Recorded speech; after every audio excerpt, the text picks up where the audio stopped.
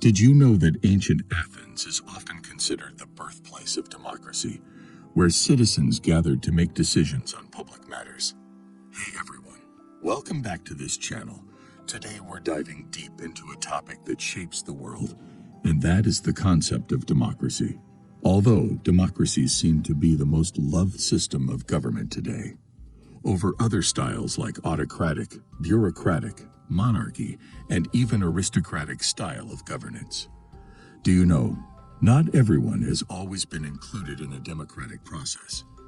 Democracy, at least we can all agree, is built on the concept of let everyone be equal and free to the degree their freedom does not infringe on the freedom of other people. Let's take a brief history of democracy here. The term democracy derived from the Greek word demos, which means people, and kratos, which means rule. It literally translates to rule by the people, stretching back to the people of Athens around 6th to 5th century BC. Here, citizens directly participated in the decision-making through assemblies, a glimpse beyond Athens. So many years after the Athenians have established the idea of democracy, a glimpse of it was also found in ancient Rome through an experiment with what was known as the Republic, and so elected representative had powers. Even some African civilization was also seen, like Ghana, Mali, had systems where councils of elders and kings consulted other people in important matters. Jumping ahead to modern and contemporary Europe, philosophers like John Locke argue the crucial point that the most popular consent is a source of a government's power. And think about it. We, the government, far outnumber the government we elect and have more skin in the game for daily life. But we elect a selected few to collectively manage our society, going from laws and social orders for a trade-off of some individualized power. Now, the early hiccup of democracy. Not everyone gets a seat at the table, and here's where things get a little messy. Why the idea of democracy was to reflect everyone's interests. Early democracies fell short of this.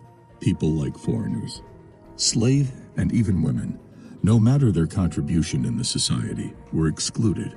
Like at ancient Greek, for example, only a selected group of free landowning men participated in the assembly. This possibly left a large portion of the population without a voice. Thankfully, though, in the 19th and 28th century, we saw a tremendous progress in democracy. In 1928, the United Kingdom finally granted women the right to vote. About a decade earlier before that, the United States passed the 15th Amendment, allowing all male citizens, yes, just male, to vote regardless of past slave status. This enhancement was built upon the 13th Amendment, which abolished slavery. Despite the flaws of democracy, though, it has become a global force. It has become the most dominant global governance system. Over half of the world countries claim some form of democracy. However, the quality and extent do vary. Other challenges of modern democracies include voters' apathy, economy inequality, which can all threaten the health and quality of democracy in any country. For example, apathy reduces participation, which makes it easier for special interests to sway election, and economic inequality can create a situation we are worth. And the wealthy people have outsized influence on politics. There are also different models of democracy, so it could be direct or it could be representative. So a direct kind of democracy is seen in countries like Switzerland, where the citizens directly vote on laws and policies, while you have a representative democracy like in the United States, where citizens elect representatives to make decisions on their behalf. Well, these different models have its ups and downs. We can get and talk about that some other time if you want us to go ahead and do that. However, I'd like to say this before the video comes to an end. Democracy can only thrive when citizens are informed and hence engaged enough to hold their leaders accountable. Join me in the comments section. We would like to have this conversation going.